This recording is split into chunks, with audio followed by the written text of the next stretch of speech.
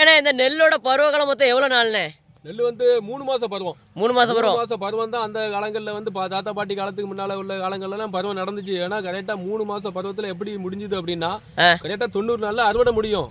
எப்படி நடந்துச்சு அப்படின்னா அன்னைக்கு எல்லாம் வந்து நாட்டு உரம், அதாவது இயற்கை உரங்களை தான் போட்ட சாணி உரங்கள் எல்லாம் போட்டு அதுக்கு மேல கொழிஞ்சு கொலை, இஷ்ட கொலை, வேப்பங்கொலை, இருக்கிற கொலை இது எல்லாம் அடி உரமா போட்டு மிதிச்சு சகுதியில போட்டு நல்லா இதாக்கி அழுகி அதுக்கப்புறம் தான் நஞ்சை நடுவோம். அதுக்கப்புறம் என்ன ஆகும்னா 3 மாசத்துல அறுவடை நடந்து முடிஞ்சிடும். இப்போ உள்ள காலங்கள் என்ன நடக்கு அப்படின்னா 3 மாசத்துல முடியறதுக்கு வாய்ப்பு இல்ல. 3 மாசத்துல முடிஞ்சதுக்கு அப்படின்னா பொங்கலுக்கு முன்னால முடிஞ்சு புது பானையில் சோறு பொங்கி சாப்பிட்டுருப்போம். இன்னைக்கு பொங்கல் முடிஞ்சு 1 மாசம் ஆயாச்சு, இன்னும் அறுவடை நடக்கல. பாருங்க அந்த கண்டிஷன்ல இருக்கு அப்படின்னா இன்னைக்கு எல்லாம் ரசாயனம் ஆகி போச்சு. ரசாயன உரங்களை உள்ள போட ஆரம்பிக்கும், மண்ணெல்லாம் செத்து போயிருது. காலநிலையும் வந்து மாறி போகுது. 3 மாசத்துல அறுவடை பண்ணுவது 100 நாள் ஆயிருது, 110 நாளாவது ஆயிருது. முதல்ல அடி உரம்லாம் என்னென்ன வைப்பீங்க? அடி உரம் ஃபுல்லா வந்து சாணி உரம் தான். மாட்டை வச்சு உழுது எடுத்துட்டு அதுல சாணி உரம் போடுறோம். சாணி உரம், வேப்பங்கொலை, கொழிஞ்சு கொலை, நெற்கலை, இந்த மாதிரி கொலை ஐட்டங்களா உள்ள வைப்போம். உள்ள பரவல கொலை தான் இருக்கும். அதெல்லாம் உள்ள வச்சு வீல் கலப்பை போட்டு அடிச்சு நொறுக்கி உள்ள முங்கினதுக்கு அப்புறம் அதுல நடும்போது என்ன ஆகுது அப்படின்னா நல்லா மகசூல் வந்து நல்ல பயிருக்கு எந்த ஒரு சேதம் இல்லாம நல்ல திராணிப்பான பயிர் வரும். மணிலாம் அவ்வளவு கண்ணியமா இருக்கும். அப்படி தண்ணி விட்டு அப்படி கனி சத்தம் கேட்கும். அந்த மாதிரியான அந்த நெற்கதிர்களும் இருந்துச்சு. ஆனா அப்போ வந்து எப்படின்னா நமக்கு கிடைச்ச எல்லாமே வந்து கரெக்டான பருவத்தில் நடக்கும். அதுல ஏதாவது நோய் நொடி ஏதாவது வருது அப்படின்னா, ஏதாவது குருத்து பூச்சி அடிக்குது, சின்ன ஏதாவது நோய் நொடி ஏதாவது இந்த பயிர்களுக்கு வருது அப்படின்னா அன்னைக்கு வேப்பெண்ணைய தண்ணியில கலக்கி வேப்பங்கொலைய வச்சு இவருக்கு தொளிச்சு அடிப்பாங்க. அந்த நேரத்துல நான் அடிச்சு பழக்கம் உண்டு. அந்த நேரத்துல தொளிச்சு அடிக்கும் போது என்ன ஆகுது அப்படின்னா உடனே அந்த நோயெல்லாம் போயிடும். அப்போ வந்து இயற்கை மருந்து தான் நம்ம கிட்ட இருந்தது, இயற்கையான மருந்து தான்.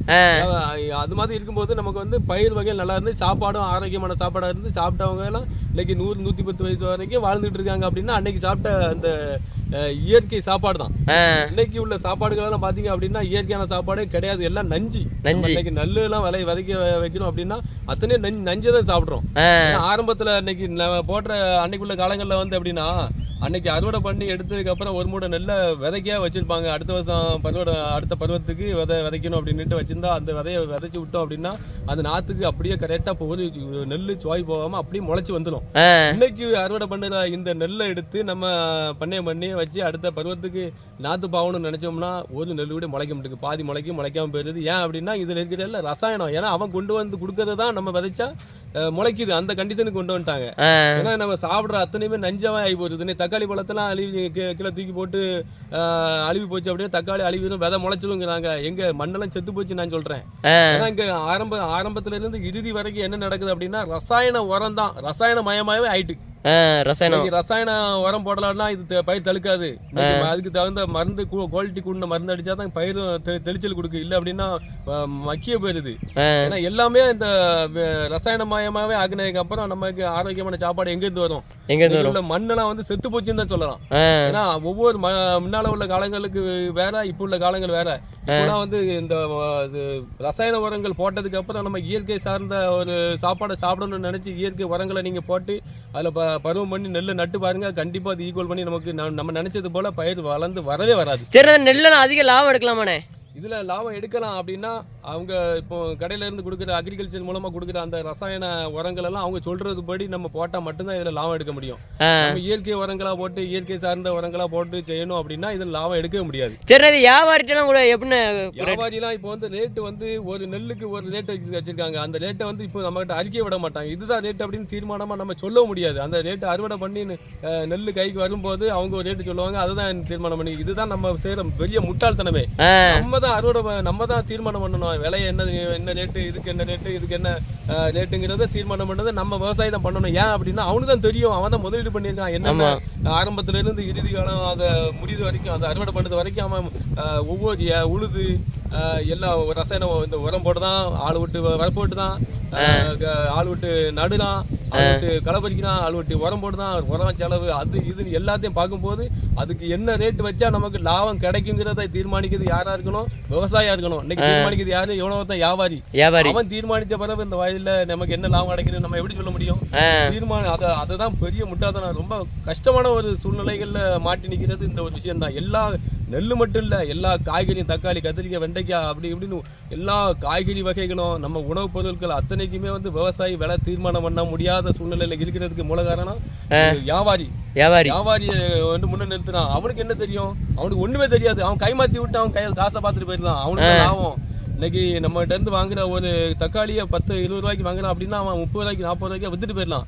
நம்ம அந்த 3 மாசத்துக்குள்ள அதுக்குள்ள என்ன முதலீடு பண்ணிருக்கோங்கிறத நாம தீர்மானம் பண்ணணும் அப்படின்னா கண்டிப்பா 1 கிலோ தக்காளி 50 ரூபாயா 100 ரூபாய்க்கு நம்ம கொண்டு வரலாம். ஏன்னா அவனுக்கு அதுல சேதாரம் ஆயிடுது. அவங்க வியாபாரி சொன்னதுக்கு அப்புறம் அவர் ரேட்டுக்கு நம்ம கொடுத்ததுக்கு அப்புறம் நம்ம அதுல முதலீடு பண்ண அத்தனையுமே மோசமா போயிருது. ஏன்னா ஆனா சந்தைக்கெல்லாம் போனாக்கி அந்த அதோட விலை வந்து வியாபாரி எல்லாம் கரெக்டா எல்லாம் ஒரே ரேட்டா வச்சிருக்காங்க. அது எப்படின்னு அவனுங்கள பேசி சந்தையில வந்து ஒரு இடத்துக்கு இடம் ஒரே மாதிரி இருக்க வாய்ப்பு இல்லையா? ஒரு இடத்துல இருந்து வாங்குற இடத்துல இவங்க கொள்முதல் பண்ற விவசாயி இங்க இருந்து ஒரே ரேட்டுக்கு ஒரு ரேட்டு கொடுக்குறான் அப்படின்னா அவன்கிட்ட இருந்து இன்னொரு இடத்துக்கு கொண்டு போய் விற்கிறான். ஆனா இவன் ஒரே ரேட்டு கொடுக்குறான். அவன் இருந்து இன்னொரு இடத்துக்கு கொண்டு போகும்போது அவன் வண்டி வாடகை அது இதுன்னு பார்க்கும்போது வண்டி வாடகை, ஏத்து கூலி, இறக்கு கூலி, கடையில கொண்டு வைக்கிறது கடை வாடகை எல்லாத்தையும் சேர்த்து பார்க்கும்போது அவன் ரேட் வச்சு அவன் ரேட் பண்ணி கரெக்டா மோசம் இல்லாம வித்துட்டு போயிடுவான். இல்லன்னா உங்கள்கிட்ட வந்து கம்மியான ரேட்ல வாங்குறாங்க, அங்க வந்து அதிகமான ரேட்ல விற்கிறாங்களே. எல்லாரும் ஒரு போல, அதாவது இப்ப 80 ரூபானா 80 ரூபாய்க்கு கரெக்டா விற்காங்க, நம்மகிட்ட வந்து அடிபட்ட ரேட்ல வாங்குறாங்களே. அதான் மோசம். அதுதான் நம்ம பாதிக்கப்படுறோம். இன்னைக்கு ஒரு தக்காளியை, கத்திரிக்காய் எதுவோ எந்த ஒரு உணவுப் பொருளா இருந்தாலும் சரி, நம்ம கிட்ட இருக்கிற ரேட்டு ஒண்ணு, அங்க விற்கிற ரேட்டு ஒண்ணு. தக்காளி பழத்தை அவன்கிட்ட கொடுத்துட்டு நாளைக்கே அவன் கடையில போய் நீ கேட்டு பாரு, அவன்கிட்ட 10 ரூபாய்க்கு வாங்கிருப்பான், அவன் 45 ரூபா சொல்லுவான். வாங்கிதான் ஆகணும். நம்ம தக்காளி அவன்கிட்ட போயிட்டு, ஏன்னா அவன் அது அவனுக்கு ஓனர் ஆயிருந்தான். நம்ம முதலாளியா இருக்கும், நம்ம சொன்ன ரேட்டுக்கு அவனால நம்ம கொடுக்க முடியல. ஏன்னா அப்படி ஒரு வர்த்தகத்துல நம்ம வாழ்ந்துட்டு இருக்கோம். இப்படி ஒரு சூழ்நிலைகள்ல இருக்கிற விவசாயி வந்து கண்டிப்பா ரொம்ப லாஸ் அடைவான தவிர அவன் மன நிறைவோட வாழவே வாய்ப்பே இல்லை. அதனாலதான் ஒரு விஷயத்த நான் உங்ககிட்ட சொல்றேன். நிறைய தலைமுறையினர்கள், அடுத்த தலைமுறையினர்கள்லாம் நிறைய பேர் நம்மள விவசாய பூமியில நிறைய கஷ்டப்படுறாங்க, பாக்குறாங்க, இவங்கெல்லாம் சொல்லுறாங்க அப்படின்னா நான் அவங்களுக்கு சொல்லுற ஒரே ஒரு உபதேசம் ஒண்ணுதான். எங்க அப்பா சொன்னதுதான் நான் அவங்களுக்கு சொல்ல போறேன். என்னன்னா விவசாயம் இப்ப வந்து எங்க அப்பா என்ன சொல்லுவாங்க அப்படின்னா, நாங்க தான் கஷ்டப்பட்டோம், நீங்களாம் வந்து ஏதாவது படிச்சுட்டு நல்ல வேலைக்கு போயிருங்க, எங்களோட கஷ்டம் எங்களோட போட்டு அப்படின்னு சொல்றாங்க. சத்திய உண்மை. ஏன்னா அவங்க கஷ்டப்பட்டு இதுல என்னென்ன கிடைக்கும் என்ன கிடைக்காது, இதுல எவ்வளவு மோசம் போறோம், எதுல லாபம் கிடைக்குது எதுவுமே பார்க்கணும்னா எதை தீர்மானமே பண்ண முடியாது. முதலீடு பண்ணதும் அந்த நெல் பயிருக்கு வந்து 3 மாசம் போட்டுக்கிட்டே இருக்கோம், முதலீடு பண்ணிட்டே இருக்கோம், இதுல எதுவுமே கிடைக்கலங்கிறது அப்பாவுக்கு அம்மாவுக்கு தெரியுது. நம்ம படுற கஷ்டம் பிள்ளைகள் படக்கூடாதுன்னு நினைக்கிறாங்க. அதனால நீங்க ஏதாவது வேலைக்கு போயிருங்க, நம்மளோட கஷ்டம் நம்மளோட போட்டுன்னு நினைக்கிறாங்க. அதனாலதான் விவசாய பூமிகள்ல அந்த நிலங்கள் எல்லாம் அப்படியே நாங்க பாதுகாப்பா வச்சிருக்கோம். நீங்க ஏதாவது படிச்சு வேலைக்கு போயிட்டு அந்த காசை வச்சு நீங்க முதலீடு பண்ணுங்க, விவசாயம் பண்ணிடலாம் அப்படிங்கறது அர்த்தத்துல சொல்ல வராங்க. நாங்களும் அதான் இந்த பசங்களுக்கு நாங்க என்ன சொல்றோம் அப்படின்னா, மக்களே நீங்க வந்து நல்லா படிங்க, நல்லா படிச்சு நல்ல ஒரு வேலைக்கு போய் நல்ல ஒரு ஜாப் பிடிங்க, நல்லா சம்பாதிங்க, நல்லா சம்பாதிச்சு அதிகமா ஒரு நிலைப்பாடுக்கு நல்ல சம்பாதிச்சிட்டோம், இனி நம்ம சேஃபா வாழலாம் அப்படிங்கிற ஒரு நிலைப்பாடுக்கு வரும்போது நீ விவசாயத்துக்குள்ள வாங்க. கௌத்தம் ஆரம்ப சின்ன வயசுல நீ விவசாயத்துக்குள்ள வந்துடாங்க, தோத்து போயிருவீங்க. அதனால விவசாயத்துல சாதிக்கணும் அப்படின்னா உங்களோட சைடு வருமானம் ஏதாவது ஒண்ணு இருக்கணும். நாங்க விவசாய பூமியில நடந்து நீ புலம்புறோம் அழுகிறோம் அப்படின்னா எங்களுக்கு சைடு வருமானம் எதுவும் கிடையாது. நாங்க உழைச்சு அதுலயே போட்டு ஒண்ணுமே மிச்சம் எடுக்க முடியாம நொந்து நூலாய் தான் கிடக்குறோம். அதனாலதான் அந்த பெரிய மக்களுக்கெல்லாம் பசங்க எல்லாருமே வந்து நல்லா படிச்சு ஒரு ஆளாகி சம்பாதிச்சதுக்கு அப்புறம் அவங்க சைடு வருமானம், அதாவது இது வந்து பார்ட் டைம் ஜாப் மாதிரி, இதுதான் மெயின் வருமானம் இருந்தாலும் பார்ட் டைம் ஜாப் மாதிரி இன்னொரு ஜாப் இருக்கணும்.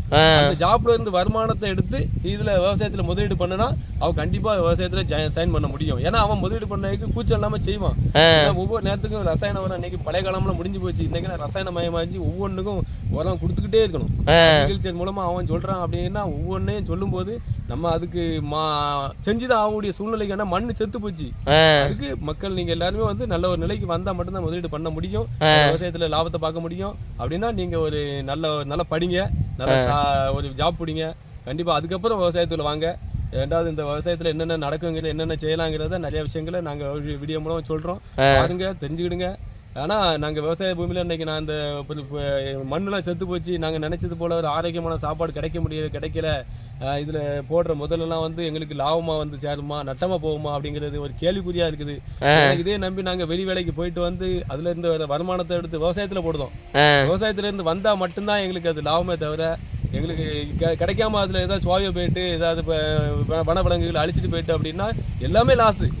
மொத்தமும் எங்களோட உழைப்பும் வேஸ்ட், போட்டதும் மோசம், எல்லாமே லாஸ் ஆயிடும். நம்ம நொந்து நூலாகி விவசாய பூமியில உட்கார்ந்து தலையில முக்காடு போட்டு உட்கார்ந்து அழதான் செய்யணும். அதனால நம்மளோட நிலைப்பாடை நம்ம மாத்தணும் அப்படின்னா சைடு பிசினஸ் ஏதாவது இருக்கணும். அதுக்கப்புறம் விவசாயத்துல வாங்க, வாழ்க்கையில முன்னேறலாம். உங்களை வச்சு ஒரு 100 பேரோ 500 பேரோ 1000 பேருக்கோ விவசாய பெருமக்களுக்கு வேலை கொடுக்கலாம். விவசாயம்னா விவசாய கூலி வேலைன்னு கிடையாது. இனி வரக்கூடிய காலம் வேற ஜெனரேஷன் வேற மாதிரி வரும்.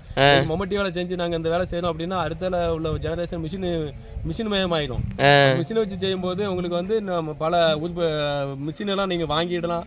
சொந்தமா நீங்களே உற்பத்தி பண்ணிடலாம். வாங்கிட்டு நீங்களே வந்து விவசாய பூமியில வந்து பண்ணலாம். அதுல லாபம் பார்க்கலாம். மற்றவங்களுக்கு ஒரு ஆட்களை வச்சு பண்ணலாம். ரெண்டாவது உங்க நெல்லுகளை நீங்களே அரிசி ஆக்கி பேக்கெட் போட்டு சேல் பண்ணலாம். கத்திரிக்காய் தக்காளி எல்லாம் நீங்களே வந்து ஏற்றுமதி இறக்குமதி பண்ணலாம். வெளிநாடுகளுக்கு எல்லாம் வந்து ஏற்றுமதி பண்ணுறாங்க அப்படின்னா நீ உங்ககிட்ட இருந்து வாங்கி அவங்க தான் ஏற்றுமதி பண்ணலாம். நீங்க படிச்சிங்க அப்படின்னா உங்களோட அறிவாற்றல் தெளிவாயிடும்.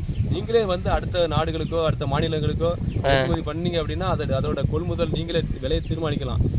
தொழிலாளியும் விவசாயியுமாவே நீங்க இருக்கிற நீங்களே ஒரு வியாபாரியாவே ஆயிடுவீங்க. வியாபாரியாவே எல்லாமே நீங்களாவே இருந்தீங்க அப்படின்னா கண்டிப்பா அதுல உள்ள லாபம் நட்டம் எல்லாத்தையும் பார்த்து ஒரு விலையை தீர்மானம் பண்ணி நீங்களே ஏற்றுமதி பண்ணுவீங்க. உங்களுக்கு சரியான லாபம் கிடைக்கும். இதுக்கு எல்லாம் மூலதனமானது நம்மளோட கடுமையான உழைப்பு, ஒத்துழைப்பு, ஆர்வம், அக்கறை இருக்கணும். விவசாயத்துல வயல்ல போட்டோம் வந்தோம் போனோம் இருந்தா ஒரு 3 மாசம் 4 மாசத்துல பருவம் கிடைக்கும், அது லாபம் கிடைக்கும்னா கிடையாது.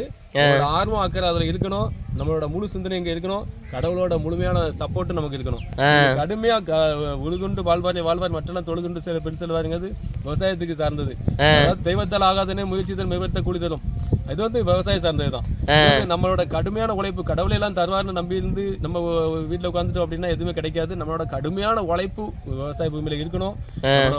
முழுமையான ஒத்துழைப்பு விவசாய பூமியில இருக்கணும். அப்படின்னாதான் விவசாயத்துல நம்ம லாபமும் பார்க்க முடியும். கடவுளோட முழு சப்போர்ட்டும் நமக்கு இருக்கும். கடவுள் நம்மளை எல்லாத்தையும் நம்ம பார்த்துக்கிட்டே இருக்கிறாரு. நம்ம என்னென்ன பண்ணுறோம், என்ன செய்யறோம், நமக்கு என்ன தீங்கு எதுவும் வராத வரைக்கும் நம்மளோட ஆரோக்கியமான உடம்பும் ஆரோக்கியமான ஒரு தெளிவான சிந்தனையும் ஒரு மன உறுதியும் இறைவனே நமக்கு கொடுக்குறாரே தவிர வேற யாருமே கிடையாது. அதனால நாங்க இந்த விவசாய பூமியில நாங்க இவ்வளவு பருவங்களை பண்றோம். பாத்தீங்க அப்படின்னா இன்னைக்கு தண்ணி பார்க்கணும். விஷயங்கள் நிறைய ஸ்டோரி இருக்குது. ஒண்ணு ஒண்ணா நாங்க உங்கள்கிட்ட சொல்றோம் மக்களே. சரி, ஓகே, சரி, தேங்க்யூண்ணே.